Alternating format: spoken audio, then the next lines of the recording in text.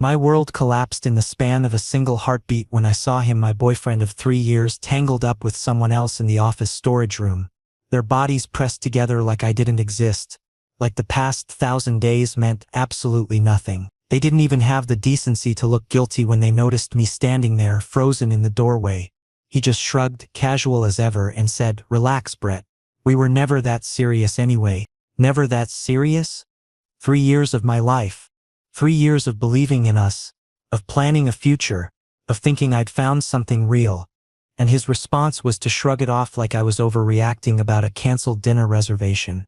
I didn't say a word. Couldn't. My throat had closed up. My chest felt like it was caving in, and my legs were moving before my brain could catch up. I stumbled out of that building like a drunk person, bumping into walls, barely registering the concerned looks from night security. The cold October air hit my face, but it did nothing to numb the burning sensation spreading through my ribcage. The sidewalk blurred. My vision was a mess of streetlights and shadows, and I couldn't tell if I was walking or floating or falling apart entirely. Somewhere in the chaos, I heard a small voice cut through the noise in my head. "Why are you flying like a butterfly?" I stopped, blinked, looked down. Standing in front of me was a little girl, maybe 4 or 5 years old, with chubby cheeks, messy pigtails tied with mismatched ribbons, and the most innocent brown eyes I'd ever seen. She was staring at me like I was the most fascinating creature in the world, head tilted to the side in pure curiosity. I'm not flying," I managed to say, my voice cracking embarrassingly. "But you're crying," she pointed out matter-of-factly, as if she'd just solved a complex puzzle. "Daddy says when people cry, they need tissues or hugs. I don't have tissues, but I have hugs." Before I could process what was happening, she reached out her tiny hand toward me. The gesture was so pure, so free of judgment, that something in my chest twisted painfully. When was the last time someone had offered me comfort without expecting anything in return? Then, a shadow fell over both of us. I looked up and felt my stomach drop straight through the pavement. Cole Marion, CEO of our company, the man whose name alone could silence an entire boardroom. Tall, imposing, with sharp features that looked like they'd been carved from granite, dark gray eyes that could freeze you mid-sentence, and an aura of authority that made grown professionals second-guess their every word. He was standing there in an expensive charcoal coat, hands in his pockets, staring directly at me with an unreadable expression. This was it. The absolute worst moment of my life just got infinitely worse. Not only had I been cheated on, but now my CEO, the most intimidating human being I'd ever encountered, was witnessing my complete emotional breakdown on a public street. "Lily," he said, his voice firm and controlled, though he never took his eyes off me. "Let's go. Now." The little girl Lily tightened her grip on my jacket instead. "No. This mister needs help." Cole's jaw tightened, a muscle ticking near his temple. He took a step closer, and I genuinely considered whether running into traffic would be less mortifying than this moment. But instead of yelling or dismissing me, he simply said, "You work in marketing, Brett Lawson." It wasn't a question. It was a statement of fact, delivered with the kind of certainty that made you wonder if he had files on every single employee memorized. I nodded, too stunned to speak. "What happened to you?" Direct. Blunt. No preamble, no polite small talk. Just a straightforward question that demanded an honest answer. Lily jumped in before I could respond. "Daddy, he's obviously heartbroken. You can't just leave him here." Cole's eyes narrowed slightly, and for a moment I thought he was going to scold her. Instead, he let out a slow breath and said something I never expected to hear from him. "Lily's mother walked out on us when she was 1 year old," he stated, his tone flat and emotionless, as if he were discussing quarterly earnings. "Ever since then, she believes every sad person needs saving." My throat tightened. This cold, unreachable CEO, the man everyone feared and respected in equal measure, had been abandoned too. Suddenly, he wasn't just my intimidating boss. He was someone who understood what it felt like to be left behind. "So we're getting him ice cream," Lily announced triumphantly, bouncing on her toes like she'd just solved world hunger. Cole opened his mouth, probably to protest, but Lily was already tugging on my jacket with surprising strength for someone so small. "Come on, Mr. Brett. Ice cream fixes everything." I should have said no. Should have politely declined and gone home to wallow in my misery alone like a normal person. But there was something about this bizarre situation, a stern CEO, his adorable daughter, and the promise of ice cream, that felt safer than facing my empty apartment and the ghosts of a failed relationship. So I followed them. Cole walked beside us in silence, occasionally glancing at me like he was trying to solve an equation that didn't quite add up. Lily kept chattering away, asking me questions about my favorite colors, whether I liked unicorns or dragons better, and if I believed in magic. Her innocence was a stark contrast to the harsh reality I'd just faced, and somehow it was exactly what I needed. The ice cream parlor was only a few blocks away, tucked between a bookstore and a vintage record shop. Its neon sign flickered in the darkness, casting pink and blue light across the sidewalk. Through the window I could see retro booths and a checkered floor that looked like it belonged in a 1950s diner.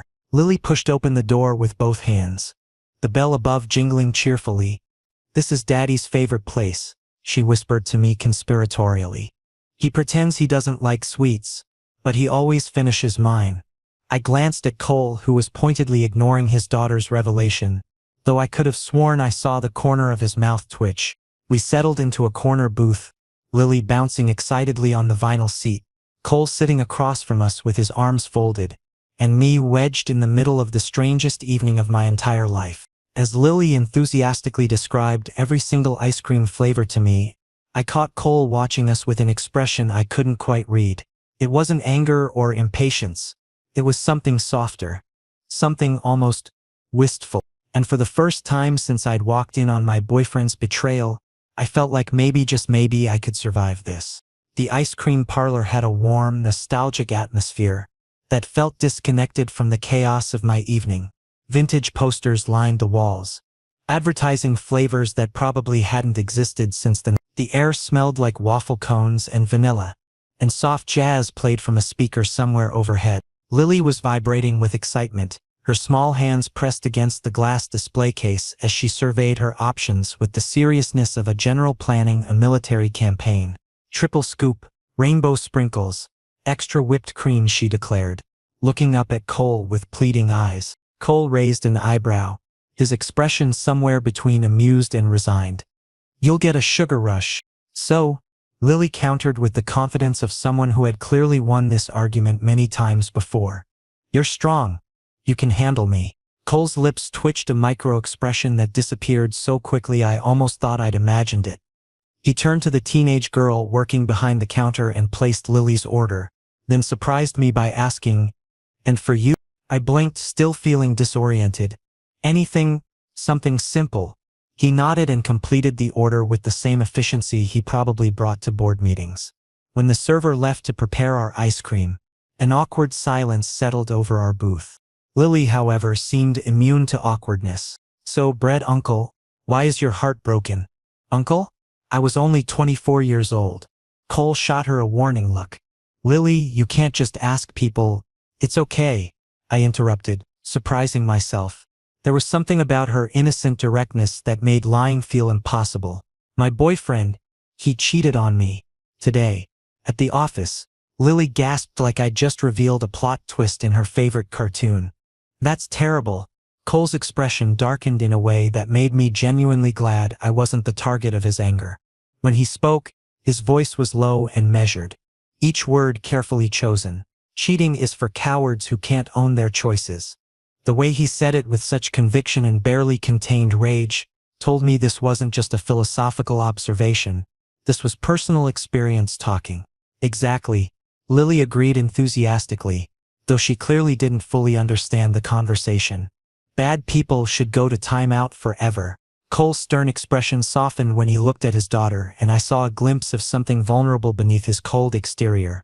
Then his gray eyes shifted to me. "Breakups reveal character," he said quietly. "There's yours. Remember that." The ice cream arrived, providing a welcome distraction. Lily immediately dove into her massive sundae with the kind of enthusiasm only a child could muster. I picked at mine mechanically, barely tasting the strawberry flavor. Cole ate slowly, methodically, occasionally glancing at me with an expression I couldn't decipher. Finally, he broke the silence. "How do you perform at work?" The question came out of nowhere, and I felt like I'd just been hit with conversational whiplash. Decent, I think. Decent isn't good enough, Cole stated bluntly. Mediocrity is slow death in this industry. Ouch. But also, he wasn't wrong. However, he continued, surprising me again, your last quarter report showed raw potential. Unpolished but there. Was that a compliment? From Cole Marion? Thank you, sir, I managed to say. Cole, he corrected firmly. Outside the office, formality is unnecessary. Lily had somehow managed to get ice cream on her nose and was giggling uncontrollably. Cole reached over with a napkin and gently cleaned her face. His movements tender and practiced. The contrast between the intimidating CEO and the devoted father was striking, almost hypnotic to watch. When we finally left the parlor, Lily was yawning and dragging her feet. Cole lifted her effortlessly, settling her against his shoulder like she weighed nothing. She was asleep within seconds. Where do you live? Cole asked, already heading toward a sleek black car parked nearby. I'll take you home. I can get a cab. Non-negotiable, he cut me off, his tone leaving no room for argument. But it wasn't harsh. If anything, it was protective. The car ride was quiet. Lily slept peacefully in Cole's arms, her small fingers clutching his coat. I stared out the window watching the city lights blur past, trying to process everything that had happened in the past few hours. Scars fade, Brett, Cole said suddenly, his eyes still on the road. But lessons stay. Make sure you learn the right ones. I studied his profile in the dim light. The strong jawline, the slight tension in his shoulders, the way his expression remained carefully neutral even when saying something profound. What lessons did you learn? I asked, the question escaping before I could stop it. Cole was quiet for a long moment. When he finally answered, his voice was softer than I'd ever heard it. That trust is the rarest currency in the world. We pulled up to my apartment building too soon. Cole put the car in park but didn't move to wake Lily. Thank you, I said, not quite sure what I was thanking him for. The ride? The ice cream? The distraction from my disaster of an evening? Don't mention it, he replied simply. Then, after a pause, good night, Brett. The way he said my name with that deep, steady voice made something flutter in my chest that I immediately tried to suppress. This was my CEO. My very intimidating, very unavailable CEO, who had just been kind to me during the worst night of my life. Good night, Cole, I whispered back. As I walked into my building, I couldn't help but glance back. Cole was still sitting in his car, watching to make sure I got inside safely. When our eyes met through the windshield, he gave a slight nod before driving away. I climbed the stairs to my apartment in a daze, my mind replaying the entire surreal evening. When I finally collapsed onto my couch, I realized something strange. For the first time since discovering my boyfriend's betrayal, I wasn't thinking about him. I was thinking about Cole Marion. About his rare, almost smiles. About the way he looked at Lily with such fierce protectiveness. About his unexpected kindness to a heartbroken employee he barely knew. And somewhere in the back of my mind, a dangerous thought began to form. One I immediately tried to push away but couldn't quite eliminate. What if healing didn't have to happen alone? Monday morning hit me like a freight train. The weekend had been a blur of overthinking, avoiding my phone and replaying the storage room incident on an endless loop. I'd called in sick Friday, unable to face the office, or more specifically, unable to face him. But Monday was non-negotiable. I arrived early, hoping to slip into my cubicle unnoticed. But the office was already buzzing with unusual energy. Something was wrong. People were clustered in small groups, whispering urgently, and the tension in the air was palpable. Brett, Jason practically materialized beside my desk, his eyes wide with anxiety. Did you see the email? What email? Emergency project briefing. Conference room B. 10 o'clock sharp. Cole Marion is personally running it. My stomach dropped. Cole never attended departmental meetings. He was a big-picture CEO who delegated everything below executive level. If he was showing up to a marketing meeting, something serious was happening. Do you think it's layoffs? Jason whispered nervously. Or maybe they're shutting down our whole division. You're catastrophizing, I said, though my own anxiety was spiking. It's probably just a new initiative. But I didn't believe my own words. The morning crawled by with agonizing slowness. I couldn't focus on anything except the approaching meeting and the growing knot in my stomach. I kept thinking about Saturday night, the ice cream, Lily's innocent chatter, Cole's rare vulnerability. Would he acknowledge me? Pretend nothing happened? Treat me like any other employee? At 9:55, I made my way to conference room B. The space was already filling up with nervous marketing staff, everyone speaking in hushed tones and speculation. I found a seat near the back, hoping to remain invisible. At exactly 10 o'clock, the door opened. Cole Marion walked in and the room fell silent instantly. He was wearing a black suit with a crisp white shirt, no tie, the top button undone in a way that somehow made him look both professional and dangerous. His presence commanded attention without him having to say a word. His eyes swept across the room, and when they landed on me, something flickered in his expression, so brief I might have imagined it. Then he was all business again. "Let's begin," he said, his voice carrying easily through the room. "Next quarter's campaign needs aggressive innovation. The current approach is stale and our competitors are gaining ground." Everyone shifted uncomfortably. Cole didn't believe in sugarcoating. "I'm restructuring the team," he continued, clasping his hands behind his back. "A new lead will handle strategy, execution, and client interfacing. This person will report directly to me." The energy in the room intensified. Everyone was thinking the same thing. Who would get this massive promotion? Ryan, the department's golden boy, sat up straighter, a confident smirk already forming. He'd been with the company for 5 years and had consistently delivered results. It was the obvious choice. Cole paused deliberately, his gaze sweeping the room once more. Then he spoke 2 words that changed everything. "Brett Lawson." Silence. Complete, absolute, suffocating silence. I felt like I'd been electrocuted. Everyone was staring at me. Jason's mouth hanging open, Ryan's face turning an alarming shade of red, others wearing expressions ranging from shock to barely concealed jealousy. "Sir," I heard myself say, my voice sounding distant and strange, "I'm just an analyst.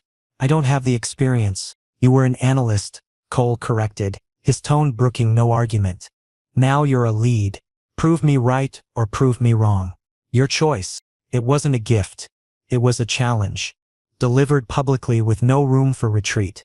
The meeting wrapped up quickly after that, Cole efficiently delegating tasks and expectations before dismissing everyone. People filed out, most avoiding eye contact with me, though I could feel their judgment like physical weight.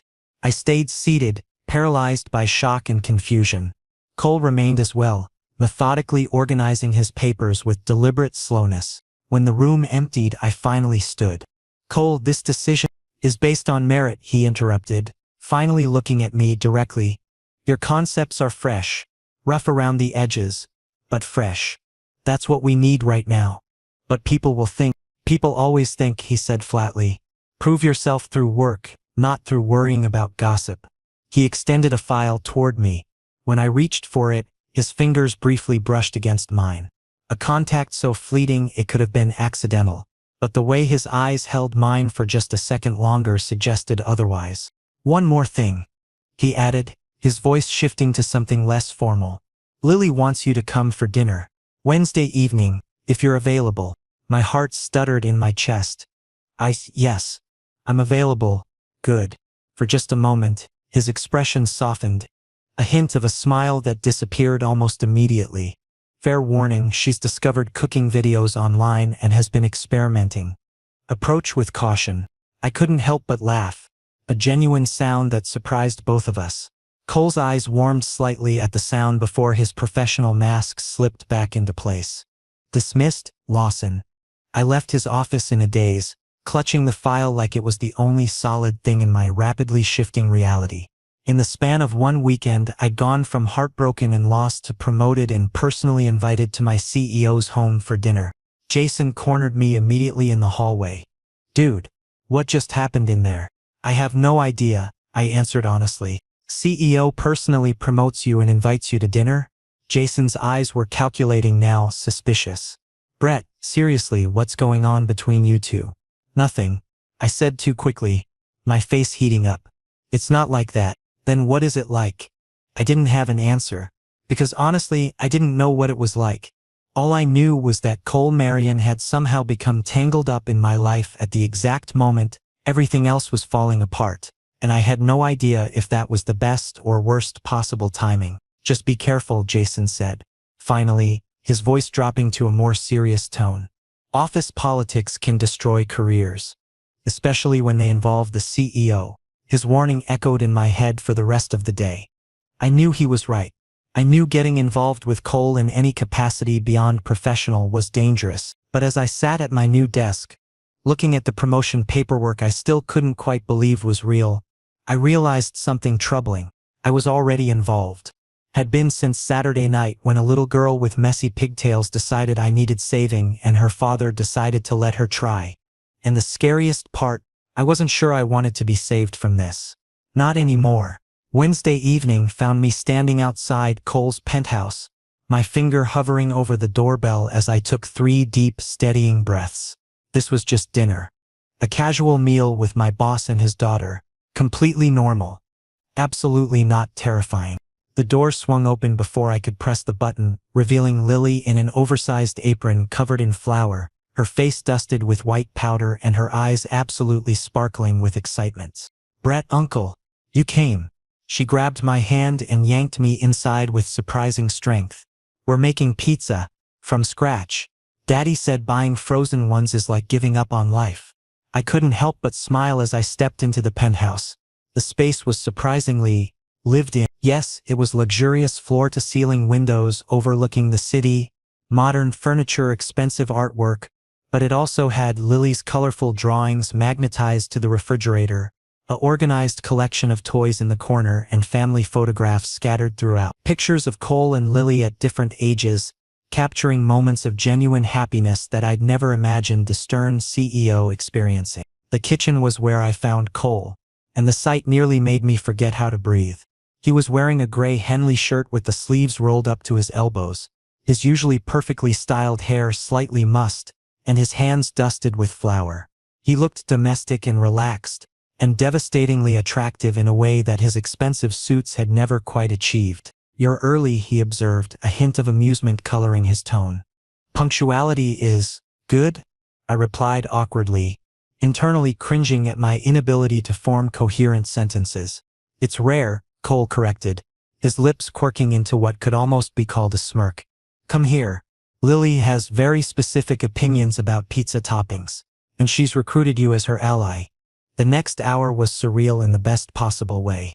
Lily directed operations like a miniature chef, bossing both Cole and me around with adorable authority.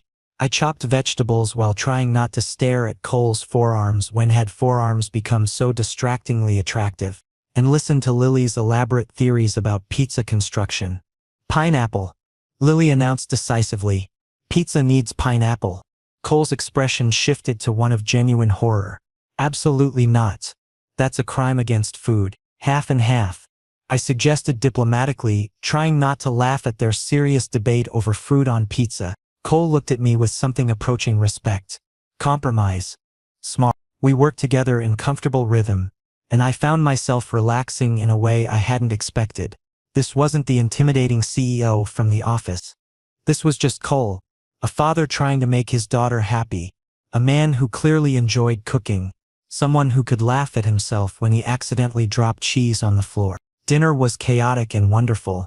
Lily talked non-stop about her school day, her best friend's pet hamster, and her complicated opinions on various cartoon characters. Cole listened attentively, occasionally asking questions, but I noticed he kept glancing at me too, checking if I was comfortable, if I was engaged, if this was okay. Then Lily dropped her bombshell. "Daddy, Brett uncle should move in with us." Cole choked on his water. I dropped my fork, which clattered loudly against my plate. "Lily, sweetheart," Cole managed after recovering, "Brett has his own home. But it would be more fun here," Lily argued with the unshakable logic of a 5-year-old. "We could play games every night and watch movies and be like a real family." The word family hung in the air between us, heavy with implications neither Cole nor I were ready to address. I saw Cole's jaw tighten, saw the conflict in his eyes, so I intervened. "Lily, sweetheart, families are complicated, but I promise I'm your friend, always." Lily pouted but eventually nodded, accepting the compromise. Cole shot me a grateful look across the table. After dinner, Cole took Lily for her bath while I waited nervously in the living room, studying the photographs on the walls. There were pictures of Cole and Lily at the zoo, at the beach, blowing out birthday candles. In every photo, Cole looked softer than I'd ever seen him at the office, his guard completely down around his daughter. When Cole returned, exhaustion was evident in every line of his body. He moved to the wine cabinet and poured 2 glasses without asking if I wanted one, then sat beside me on the couch, close enough that I could feel the warmth radiating from him but not quite touching. "She really adores you," Cole said quietly, his voice rough with emotion. "She's incredibly easy to adore," I replied honestly. Cole was silent for a long moment, staring into his wine glass. "She hasn't attached to anyone like this since her mother left. I'm terrified of what happens if she gets hurt again." "Cole," I said softly, turning to face him, "I would never hurt her." "I know." His gray eyes finally met mine, and the vulnerability in them took my breath away. "But what about me?" The question was so raw, so unguarded, that I felt my heart stutter. "What do you mean?" I whispered. Cole set down his wine glass and turned fully toward me, his hand reaching up to cup my jaw with hesitant tenderness. "I mean that I can't stop thinking about you. Ever since Saturday night, the way you looked so broken but still found it in yourself to be kind to my daughter. Your genuine laugh when Lily said something ridiculous. The way you didn't judge me for being a single father. All of it is playing on repeat in my mind, and I don't know what to do with these feelings." My heart was hammering so hard I thought it might break through my ribs. "Cole," he kissed me before I could finish the sentence. It was urgent and desperate, like he'd been holding himself back for an eternity and had finally reached his breaking point. I responded immediately, my hands tangling in his hair, pulling him closer, drowning in the sensation of finally having this. When we broke apart, both breathless, Cole pressed his forehead against mine. "This is dangerous," he whispered against my lips. "On every possible level. Professionally, personally, all of it." "I know," I breathed, my eyes still closed, savoring the moment. "But I want to take the risk anyway." Cole pulled back just enough to look into my eyes, searching for something certainty, maybe, or shared recklessness. Then he smiled. A real smile that transformed his entire face into something beautiful and unguarded. "Then let's be reckless together," he said and kissed me again. This kiss was different. Slower, deeper, full of promise rather than desperation. It tasted like wine and possibility and dangerous choices that felt inevitable. When we finally broke apart for good, settling into each other's arms on the couch, I knew that everything had changed. We'd crossed a line that couldn't be uncrossed. Started something that would either end beautifully or catastrophically, with no middle ground in sight. But as I sat there with Cole's arms around me, listening to the soft sounds of the city outside and feeling more at peace than I had in months, I couldn't bring myself to regret it. Whatever happened next, at least I wouldn't face it alone. Office politics became a minefield the moment personal feelings entered the equation. The next few weeks tested every ounce of self-control I possessed. Cole and I maintained careful distance at work, professional interactions only. No lingering looks, no accidental touches. But the tension between us was electric, impossible to completely hide. Stolen glances across conference rooms, the brief brush of fingers during file handovers, late-night text messages that started about work and ended with carefully coded ways of saying "I miss you," without actually using those words. It was exhausting and exhilarating in equal measure. Ryan noticed first. He cornered me after a particularly grueling strategy meeting, his expression calculating. "Lawson, let's cut through the corporate speak, something's happening between you and Marion." My stomach dropped, but I kept my expression neutral.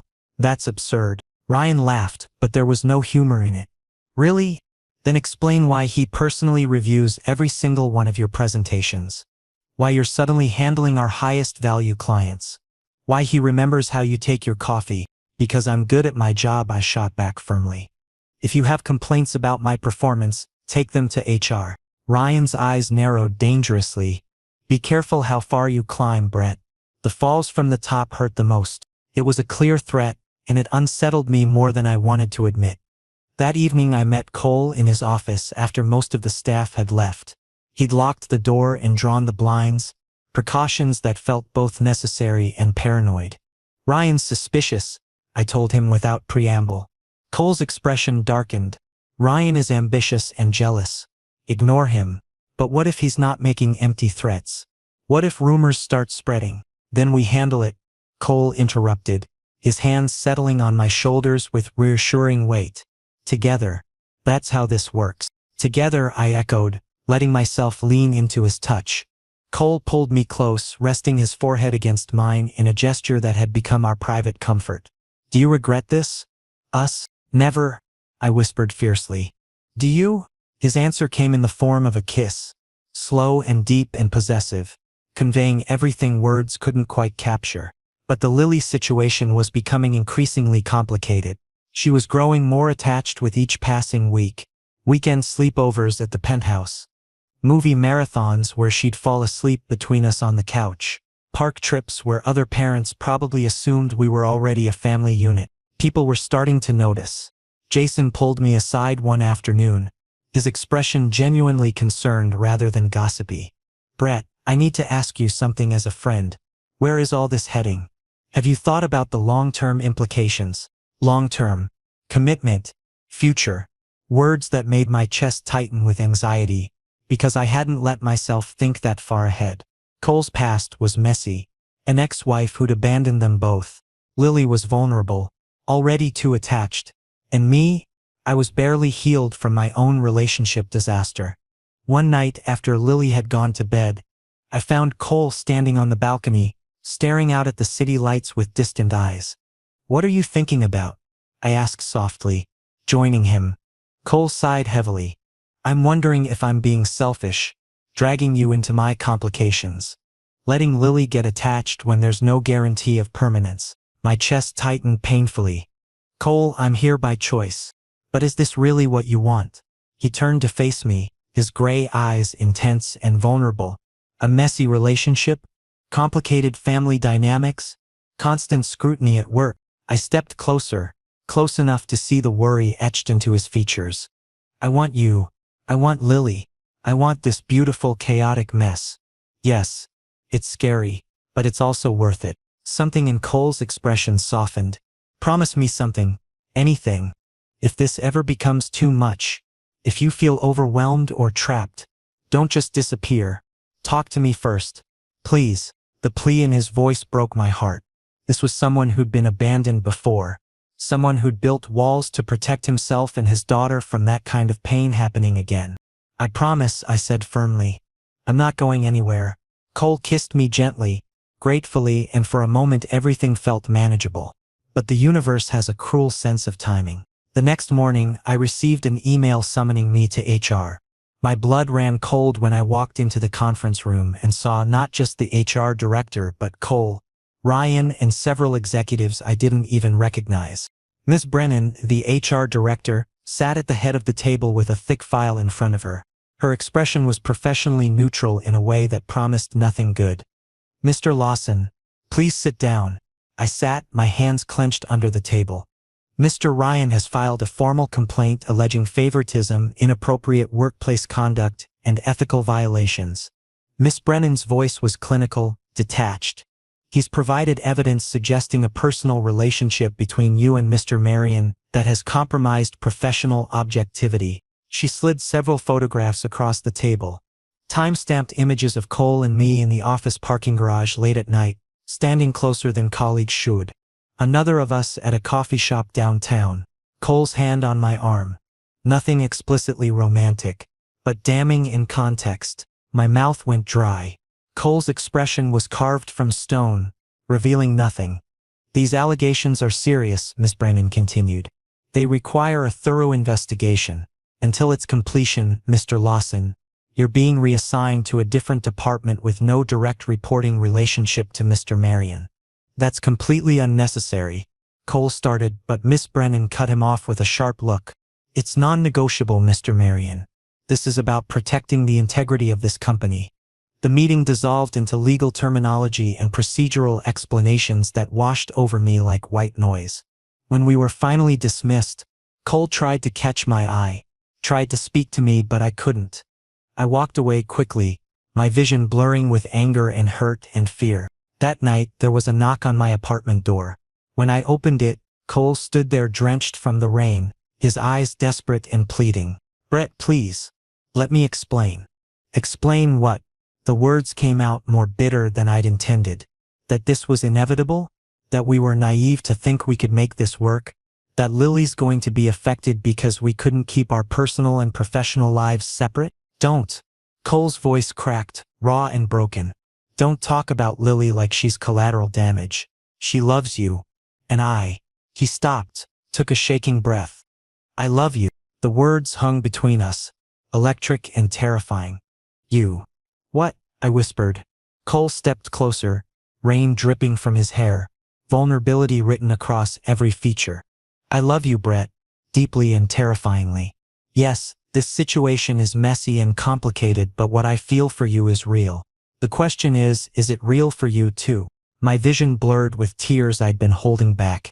Of course I love you, but is love enough when everything else is falling apart? I don't know if love is enough, Cole admitted, his honesty cutting through the tension, but I know I want to try. With you. If you'll let me. The choice stretched before me, terrifying and beautiful in equal measure. I reached up and cupped his face, feeling the rain-cold skin beneath my palms. I'm scared, I confessed. So am I, Cole whispered back. But maybe being scared together is better than being safe alone. I kissed him then, soft and promising and full of a decision that felt both reckless and inevitable. Together, I agreed. The next few weeks were brutal. The HR investigation was thorough and invasive, dissecting every professional interaction Cole and I had ever had. We were interviewed separately, our work scrutinized, our communications examined. Ryan seemed to take particular pleasure in providing evidence of favoritism, though most of it was circumstantial at best. The office became a pressure cooker of gossip and speculation. Some colleagues were supportive in quiet, careful ways, Jason bringing me coffee with encouraging notes written on the cup. Others were openly hostile, treating me like I'd slept my way into my promotion regardless of the actual facts. Through it all, Cole and I maintained our distance at work but grew closer everywhere else. Evening phone calls that stretched into the early morning hours. Weekend visits where Lily remained blissfully unaware of the storm swirling around us. Stolen moments that felt both precious and precarious. The investigation finally concluded after 3 exhausting weeks. Miss Brennan called us both into her office with an expression I couldn't quite read. After extensive review, she began. We found no evidence that Mr. Lawson's promotion was influenced by personal factors. His work performance, client feedback, and objective metrics all support the decision. However, she paused, looking between us. The relationship itself does present complications. What kind of complications? Cole asked, his voice carefully controlled. The kind that require disclosure and clear boundaries moving forward. We're implementing new policies regarding workplace relationships, particularly those involving power differentials. Miss Brennan slid paperwork across her desk. You'll both need to sign these acknowledgement forms. Mr. Lawson will remain in his current position, but with additional oversight from a separate executive, and she looked directly at Cole. This will be noted in your files. It wasn't the disaster it could have been, but it wasn't a clean victory either. The damage to both our reputations was done. The whispers would continue, and we'd be under scrutiny for the foreseeable future. That evening, Cole called an emergency meeting, just him, me, and Lily, who'd been asking increasingly pointed questions about why Brett's uncle didn't come over as much anymore. We sat in the living room, Lily between us on the couch, her small face scrunched in concentration as Cole tried to explain in age-appropriate terms. Sometimes grown-ups have complicated jobs, he said carefully, and sometimes those jobs make it harder to see people we care about. But you still love Brett's uncle, right? Lily asked with the devastating directness of a child. Cole's eyes met mine across Lily's head. Yes, princess. I do. And Brett's uncle still loves us? Yes. I answered firmly. Always. Lily nodded sagely, as if this settled everything. Then the complicated stuff doesn't matter. Love is what matters. Out of the mouths of children. The next morning, Cole made a decision that shocked everyone, including me. He announced his intention to step back from day-to-day operations, transitioning to more of an advisory role. It meant less direct management, fewer office politics, and more flexibility for personal life. Are you sure about this? I asked when he told me privately. You've built this company into what it is. Cole smiled, genuinely freely in a way I'd never seen at the office. I've spent years living like a machine. You and Lily reminded me what actually living feels like. I don't want to forget that again. 6 months later, we were at the beach. Lily was building an elaborate sandcastle empire, her laughter carrying on the ocean breeze. Cole sat beside me, our hands intertwined, his expression more peaceful than I'd ever seen it. Any regrets? I asked, partially teasing. Not a single one, Cole answered firmly. Then his lips quirked into a playful smirk. Though maybe next time we should avoid workplace romances. I laughed, the sound genuine and unguarded. Deal. Lily came running over, covered in sand from head to toe. Group hug time. She launched herself at us, and we caught her together, the three of us tangling into a messy embrace as the sunset painted the sky in brilliant oranges and pinks. In that moment, surrounded by the two people who'd become my entire world, I understood something fundamental. This family wasn't perfect. It was messy and complicated and sometimes hard to navigate, but it was real. It was chosen. And most importantly, it was ours. I love you, I whispered to Cole over Lily's head. I love you too, he replied, pressing a kiss to my temple. Yucky. Lily squealed dramatically. But also, kind of cute. We all laughed, the sound mixing with the crash of waves and the call of seagulls. Every struggle we'd faced, the investigation, the gossip, the fear and uncertainty had led us to this moment. And somehow, impossibly, it had all been worth it. Because in the end, love wasn't just enough. It was everything. The sun dipped below the horizon, painting our little family in golden light, and I felt something settle deep in my chest. A sense of belonging I'd been searching for my entire life without quite knowing it. Cole's hand tightened around mine, Lily's giggles filled the air, and I knew with absolute certainty that this was home. Not a place, but these people, this beautiful, complicated, perfectly imperfect family we'd built together from broken pieces and brave choices. Ready to head back? Cole asked eventually, as stars began appearing in the darkening sky. In a minute, I said, wanting to hold on to this perfect moment just a little longer. Lily had fallen asleep against Cole's shoulder, exhausted from her day of adventure. Cole looked at her with such tender love that my heart ached in the best possible way. Thank you, he said quietly. For what? For not running away. For staying when things got hard. For loving us even when it was complicated. I leaned my head against his free shoulder, completing our little circle. There's nowhere else I'd rather be. And I meant it with every fiber of my being. This was my family, my home, my future, and it was absolutely perfect.